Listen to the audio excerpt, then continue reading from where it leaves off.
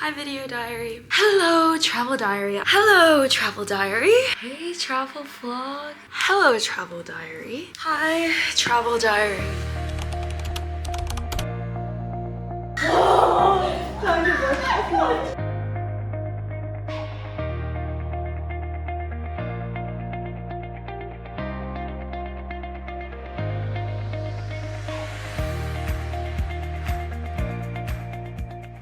I'm feeling so many things, very foreign feelings. I think negative ones. My brain is scattered, I'm overwhelmed, I'm anxious, I'm nervous, I'm scared. I feel alone. There's like a pit in my stomach and like a weight on my chest. And I'm sure it'll get easier. I knew it would be lonely, but it's just such a distinct feeling of loneliness that I've never experienced before. Talking like this makes me feel like someone's here. It gives me an imaginary friend.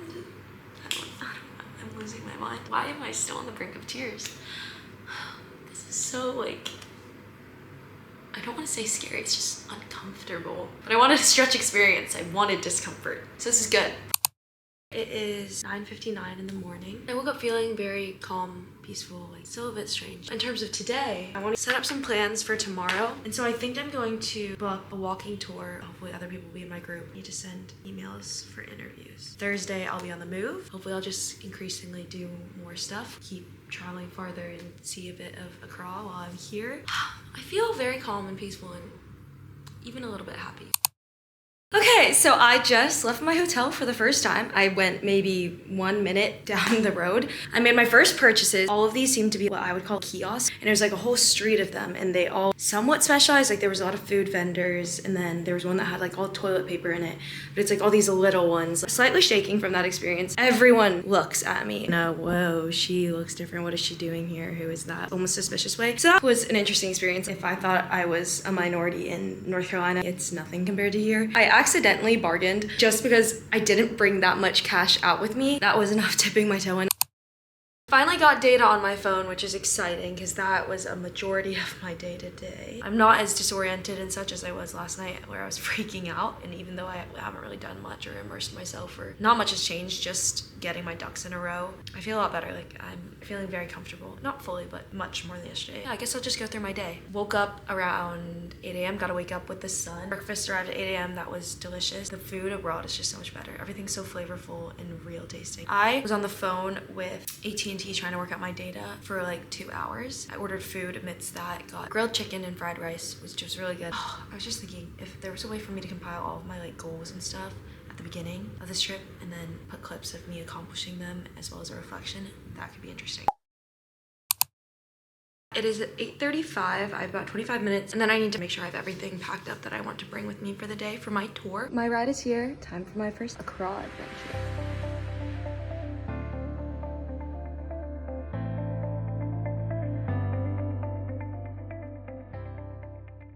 Okay, video diary. My mouth is swollen. I think it's the extraction site that really hurts, but it's been like 4 weeks since my surgery. It might be an infection, maybe just a minor one. It'll hopefully resolve itself. My mouth is really bothering me, but whatever. Oh my God, I can see swelling, or maybe I can't and I'm just delusional, but I need to get rid of whatever this little infection is. My face is swollen. If it's really not very good tomorrow, I'll probably do some salt water, give it maybe another 2 days. I didn't get to sleep tonight because this had gotten so much worse. I need to go to the pharmacy today. Further immersion into life in Accra, learning their healthcare system. Just needed to talk to someone, and this camera is the closest to having someone. Even if I wanted to give a call, it is 3 in the morning at home. I don't know if it's wishful thinking or just like hope or delusion or placebo effect because I'm feeling better, but I feel like the swelling might have decreased, maybe.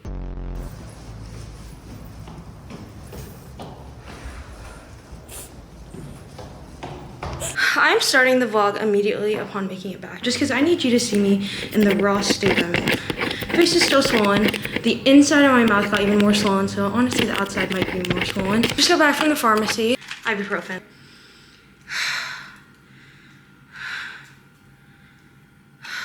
Somehow got antibiotics without a prescription. I just begged him and he was like, oh, your face is swollen. Is that what's wrong with you? Google made me think I'm gonna need to have a surgery and that this could be severe and spread to my brain and kill me. I, like a sicko, decided that I wasn't gonna take it again because I wanted to see what the full effect of the pain was to see how bad of a thing I was dealing with. And It's bad. Oh, I was gonna mention, going to that pharmacy, 10-minute walk away. Most stressful thing I did today, and I did 6 hours all about. But I had a guide. Doing it by yourself, I crossed like a 3-lane road, and the driving here is insane. It's very aggressive. Like, if you think even New York is aggressive, so much more. The jaywalking is honestly just walking. Like, it just happens, and people just start to go. So I had to cross that 3 times. That was stressful, and then I was in pain. I was crying right before I left, and was very overwhelmed and dying to get to this place, and wasn't sure what I would find. Pharmacy people, so nice. The guy at the counter, so sweet. I literally started tearing up and almost bawled right there. He said, "You'll be okay soon." Maybe it's because I'm alone and I don't have anybody to say nice things to me. Having a person say something kind to me like that, you take those sort of things for granted.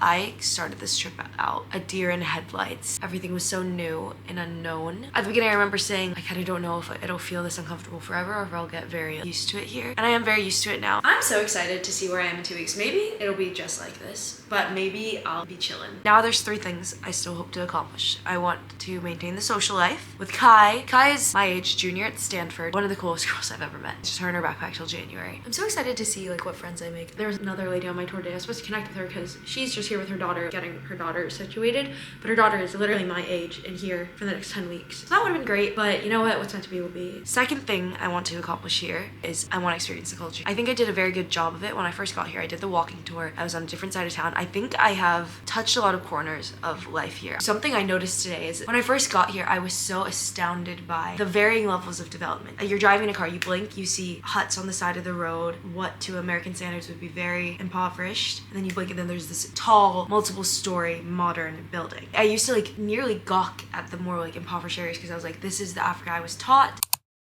This camera has proven to be my best travel companion. This trip has been really good for finding myself. There's definitely been a lot of ups and downs. It's felt very roller coaster-esque. Thursday, June 20th, I went shopping. Got in a car around 12:10 p.m. Bolts were so cheap. This was me moving to my Airbnb. I got there and dropped my stuff off, but I couldn't check in yet. And that was the day I was gonna do Vogue shopping. Vogue put this where to shop in Accra, Ghana. And so I decided to do all of it. So the first place I went was The Lot. Super cool. A bunch of African designers. The presentation of everything in there was so neat. Then I went to an even nicer place. The last place I made it to was, I think like the Shop Across, something like that. This was local goods, very random, miscellaneous. And I met these 2 guys working there. Ended up being there for like an hour or 2. And I was like, oh, this is what solo travel is all about. This is immersion. Oh, side note, in the first store at The Lot, I met Jessica. Jessica ended up inviting me to a dance class that she teaches. I was still getting used to Ghana at the time, like didn't have Kai yet. Oh, at this point we had started texting, and then I ended up inviting her. Luckily, she's a super spontaneous girl, and we ended up meeting that night.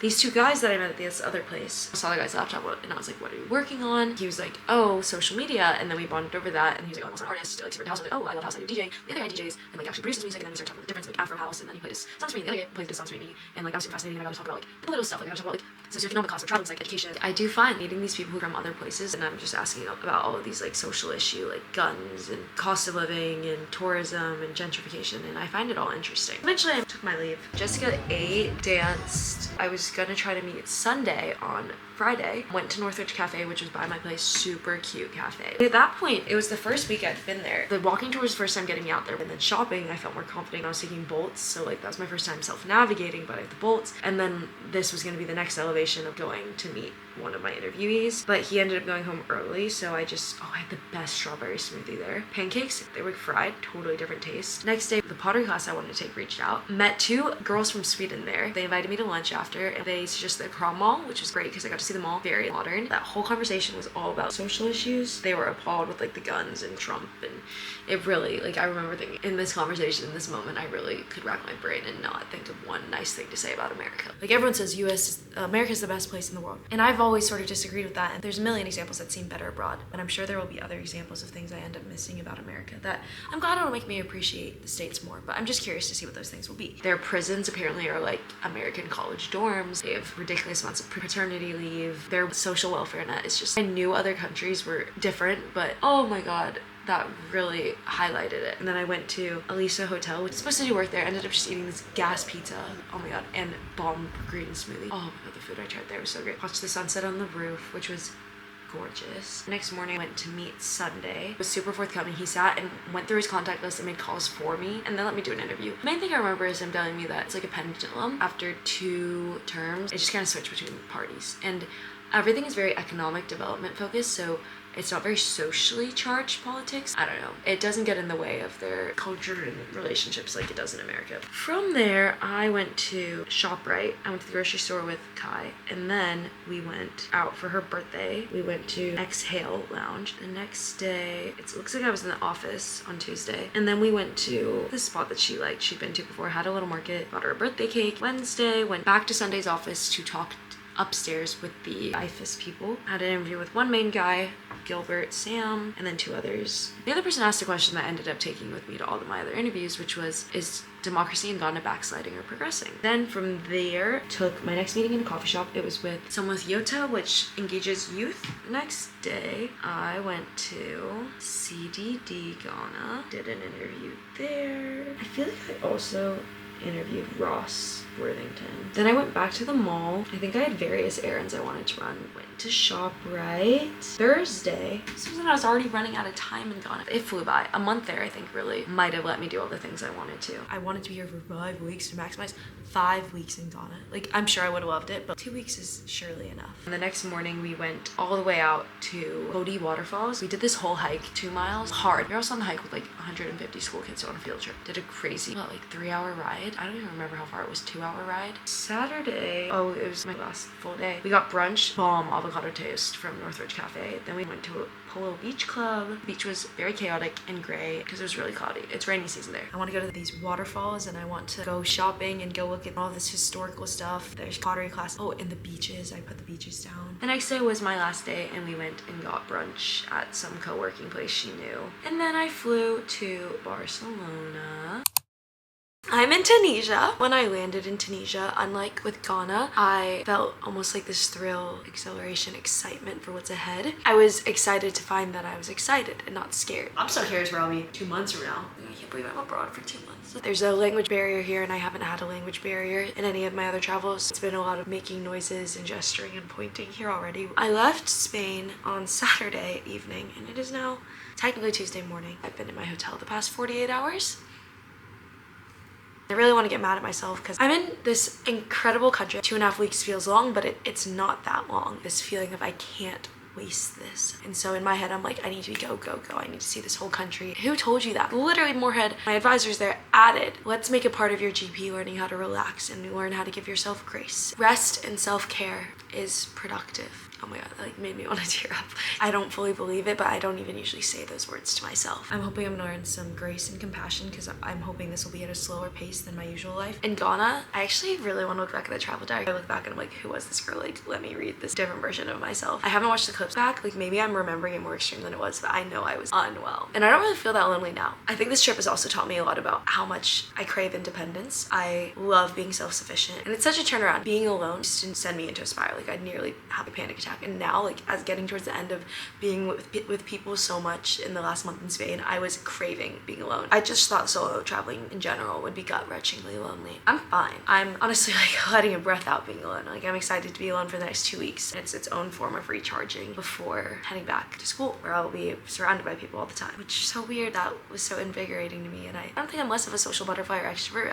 I think back then it was unsustainable. I was just not cognizant of how unsustainable it is. And now I'm realizing alone time is a way for me to recharge, and I used to hate it growing up. Crazy, right? I have an awareness that I'm alone, but I don't feel lonely. I'm excited to learn how to be my own company. I guess I'm sort of okay with being alone, and maybe this trip I'll be able to learn to love being alone. I have the travel bone. Oh my god, I want to see the entire world and gotta figure out how to fit it into my life plan. I don't think I could leave American culture forever just because it's ingrained in my values and my identity, but I don't know, it's a good check on reminding myself to be human, which based on how I finished up this last semester, I think I really We're such robots in America.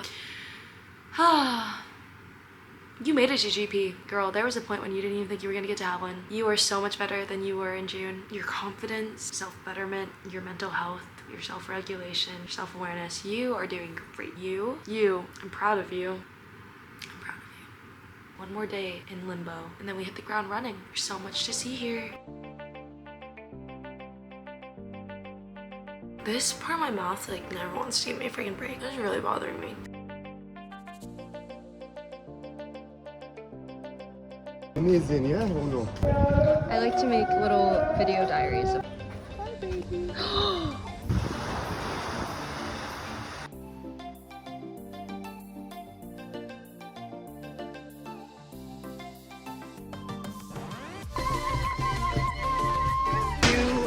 have ever Googled Tunisia. If you've ever wondered what it's like to go camp in the Sahara Desert, come with me and let me show you. We are at the airport. Hello. It was confirmed that my flight is delayed. I can't believe I've been in this airport 7 hours. Good morning. It is 7:45 a.m. I didn't really fall asleep until like 5 a.m. Ready to check out? It's 8:10 a.m. We will allegedly be here for like 5 minutes. I've waited for an hour. Finally, on my lunch. I am out here in the desert town of Deuce. That was so nice. This random man helped me find a turban and he taught me how to tie it. It's so weird to think that this time next week I'm gonna be on my college campus. Like right now I'm in the Sahara Desert. This time next week I'll be on my college campus. We just baked this bread under the sand, burying it under coals. Good morning.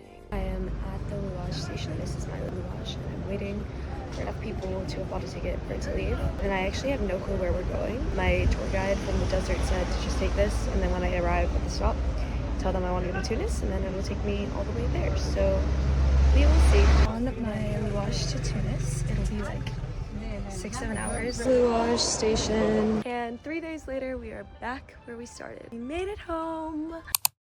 It just took so much motivation for me to spend the 1 minute it took to set up this camera. Oh my god, I can't even express to you how much I want to lie under these covers, close all the windows, make it pitch black in here, and just hide from the world. I get like this kind of often, and oh my god, I'm like really overwhelmed. Oh my god, it's taking a lot to address it. I'm feeling really big emotions right now over stupid things, but isn't that how it always goes? But I want to get better at managing when I feel like this, because I feel like reflecting on school this past semester, there were a lot of moments like this. It doesn't take a lot for my emotions to feel bigger than I can handle. I just have thoughts pinging. There's so much I need to do. There's so much pressure when there's really like not a lot going on. So I'm trying to dissipate all the like smoke, see clearly again, and feel better. The big emotions. I first started getting overwhelmed because it's my last day in Tunisia, Africa. It's my last day of travels, and that hasn't fully set in. But I think subconsciously, like the gravity of it is there. I was feeling all this pressure, like I need to make this the best day of all days. Like I can't waste it. That it made me just want to do nothing at all. Okay, so we've defined what the problem is. What can we do to make ourselves feel better? I need to get out of here. I need to pack. Those are the two things that need to get done. I really want to see the sunset. I want to go back to Sidi Bou Said, and I want to see the beach, and I want to go eat at a cafe. I'll get back at 8. I need to leave at 10. That gives me 2 hours to pack. Perfect. There's your plan for the day. Thanks for being my travel buddy. Once again, this camera is like, I'm emotionally attached to it. Let's get going. No more procrastinating. You have such little time to do everything you want to. Let's go. I can't even believe my own eyes right now. Oh my god. And the sun hasn't even fully set yet. I'm freaking out. The iconic cafe. I found the shops. I think I have a wide diversity of activities I want to do, and I'm so excited to try them all. And it'll balance really well because those are like educational and fun. And I'm going to touch almost every category of what I wanted to do, like nature and hiking, to history, to museums, to hobbies and classes. There's more to that list, but again, very diverse there, but very well balanced by the educational, professional learning aspect of like, I wanted to learn about politics and history, culture. These interviews will cover that. I have some really impressive people, like based on their titles, like the highest up in a lot of organizations that I could potentially be speaking with. So I'm really excited for that. And I keep forgetting like my interview guide. I look back at it and I'm like, oh wait, I'm like actually pretty interested in what I'm going to ask them. And I also hope I get to record them and see what that might turn into.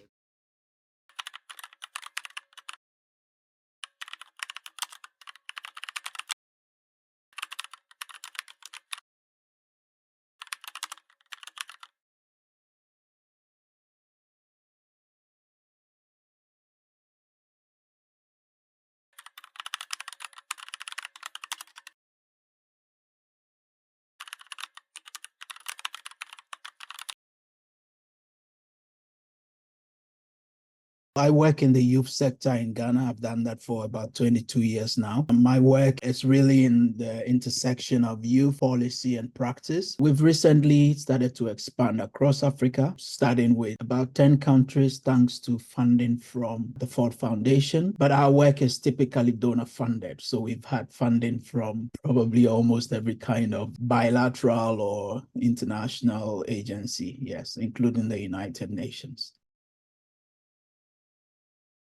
There would be the upfront approach, which at least in the last 4 election cycles, we have seen young people taking the bold step to take active part in politics. By the way, that may sound normal in America, but that's very new. It's just about a decade or less than 2 decades old in Africa, or at least in Ghana. In 2001, young people were not culturally and socially allowed to be seen as being the ones taking a part in politics. And politics especially was a no-no. It's cultural because politics is where the decisions are made, and culturally, young people are not to be the ones making the decisions when adults are sitting there. You're not allowed to be in the room. Socially also, and economically, politics has been seen as a financially and socially intensive process. 20 years ago is when the global quest for youth-led development started to take shape. The biggest push or justification for that was when we start to let young people know that in the demography, they are the majority. And so we started to see young people defying the cultural and social norms. Not easily, though. We've also started to see, and this is really new, this is not more than 10 years old, young people have gone back to being part of resistance movements. That first conversation is really about being seen. And although being part of resistance movements and demonstrations and street protest is also a form of being seen, it's also crucial for being the voice. Focus of the demonstration, it's really about anything that they feel is wrong with our democracy. Social media and new media has made it easy for young people to amplify their voices. Many have also realized that I can still influence the decisions from my bedroom on TikTok or Facebook. That's a very good question. We don't have a law in Ghana that defines youth. It's a challenge for those of us who are working in the youth sector. In the absence of a law, we have a policy, the National Youth Policy. It defines young people as persons aged between 15 to 35. When it comes to research and programming, for those of us in the youth sector, we are able to redefine who a young person is based on different parameters. For example, the United Nations define youth as persons between 15 and 24. We have programs tailored to young people who need second chance opportunities. In developed countries, you have a situation where most people would normally be somewhere sensible, economically. You leave home by 18, 20. I mean, people still stay home in America, but if you want to be out of home, you could do that in most cases. In Africa, no, the majority of people would be leaving home in their 30s. So although by definition, they may be out of the youth bracket, in reality, they are waiting to be adults. They have left the youth age of 24, but they are not yet adults by definition. They're not fending for themselves. They're not economically independent. They've not achieved social sustainability. All of the things that make someone an adult, they don't have it, but they're not youth by age. If you read the literature, you can look for a terminology called waithood, because they are in waiting to be adults. Youth in waithood is the reason that justifies the need for a wider definition up to 35. I was with an organization yesterday, if you're familiar, and one of the people there asked me a question to reflect upon my meetings so far. They asked me if, based on what I've heard, if people think that democracy is backsliding or progressing in Ghana. And at the time, I didn't have enough information from my interviews to answer that question, but I do want to go back and provide an answer. And I thought the best way would be to ask that question directly to the professionals that I speak with. So I'm curious if you do, from your perception or what you perceive others to think, find it to be backsliding or progressing. Okay. To answer that question, I would like to find out in myself. Let me do a little bit of brainstorming, but I will speak it so you can hear me. What is democracy and what are the tenets of democracy? My hypothesis is that if we can assess that the tenets of democracy are in full swing in a certain jurisdiction, then democracy is progressing. If, however, the reverse happens, then of course we can say that democracy is sliding. when we say that a country is democratic, there are some ingredients that you can pinpoint. I can't remember all of them now, but there are things like the rule of law, transparency, accountability, participation, or inclusiveness. There are many of them. I would say those days you could have about 15 to 20 of these. Some of them are interrelated. So the question is, if we take the few that I've just mentioned, is Ghana still deemed to be making progress in those areas or not? So I mentioned rule of law. I think it's not possible to say that we have the rule of law in Ghana now. The President of the United States has essentially declared war on the rule of law in America. Since we returned to democracy in 1992, which means that we've almost done 4 decades of democratic experiment, successive governments have exploited the weaknesses in our judicial system, entrenched those weaknesses so that it makes nonsense of a fair and free judicial system. This is just one of the things that points to what I will call, not I will call, everybody calls, government or the executive interference in the judicial system. As we speak in this interview, it is not possible to say that we have an independent judiciary. And given that an independent judiciary, which is the foundation for the rule of law, is one of the tenets of democracy, then I can agree with anyone who says that our democracy is sliding backwards. And that's just the first example, the rule of law. I also mentioned accountability and transparency. That's a joke in Ghana. Everybody knows that. In the first 6 months of the Trump presidency, Trump and Elon Musk and their billionaire friends have engaged in a stunning rampage of open public corruption. He is the most corrupt person to ever hold office in the United States of America. I think that's goes without saying. I think most people see that. The whole administration is about promoting corruption. Since 1992, we have designed our accountability systems and institutions in a way that ensure that the actual and appropriate way of addressing corruption is never addressed. Every government has said they've done something about corruption, but the general impression in Ghana is that since 1992, each new government becomes more corrupt than the one before. So if accountability and transparency and anti-corruption, these are all ingredients of good governance and democracy, and we are deemed to be making the opposite progress, then I would agree with anyone who says that in our democracy is sliding. I dare say we would not be deemed to have made progress. In case of corruption, judicial independence, and so on, we would have been worse than we even started in 1992. And so, yes, I agree that we are sliding. Donald Trump and his allies and supporters are a clear and present danger to American democracy. Fundamentally, a second Trump term could mean the end of American democracy as we know it. I think it's always going to be difficult for historians to determine precisely the moment at which American democracy may have died.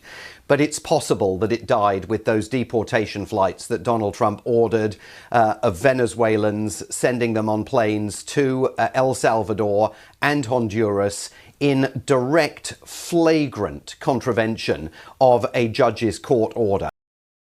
Have we lost the battle? No. Is there a desire to make progress? Yes. At least at the citizens level. It's like there's a sickness in becoming a political appointee or elected official. When they get into power, everything changes. So we're not making progress. We're sliding, sadly.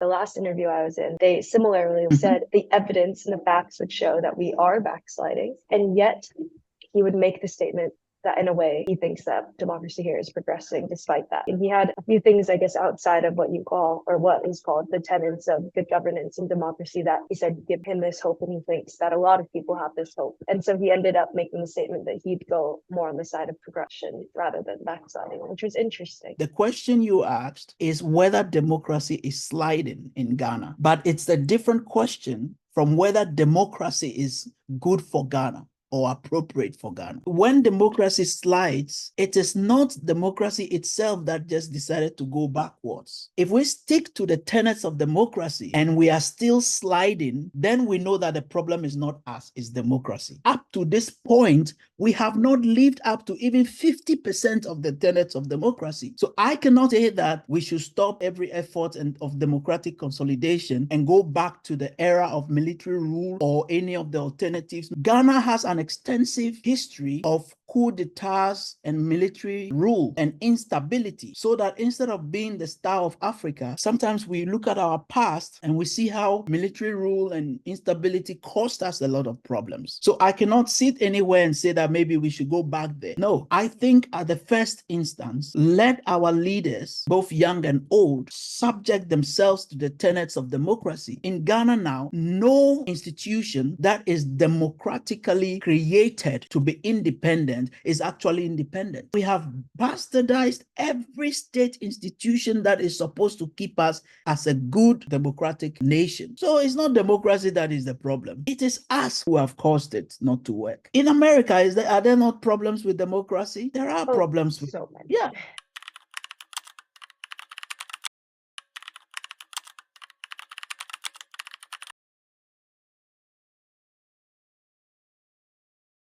The problem is our people who are in charge of realizing the benefits of democracy.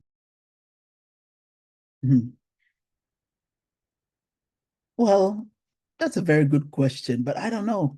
I frankly don't know. Of all the tenets of democracy, the key ones, there doesn't seem to be any form of willingness by the political leadership, whether young people or adults, to make them work. But if we look at it from the youth perspective, then I can maybe have some hope. There are a lot of youth who have entered politics and we want more to enter. If young people can take over the key institutions and insist on the right thing to be done, then we have hope. But it appears that the current leadership, full of Joe Biden kind of age, I mean, our president is 80 something. I think it's 80 years now. That generation, they think politics is a game. You just outsmart your friend. If the youth also fail, then we're doomed. These adults, these gray-headed people, they have been in politics for decades and they are responsible for our retrogression. These old men, 80-year-old men, have been stealing our money, corrupting our institutions. If you want to check whether young people will have a better approach to leadership, give them more opportunity. The same for women. If you want to see whether women will make better leaders and take us from the dungeons of corruption and lift us into prosperity, give more women opportunity. We've had enough of old men. When people are corrupted like that, their DNA is corrupted. They will not change. Thank you, Kayla. Anytime. We appreciate the opportunity to speak about these issues. Thank you. Have a good day. You too.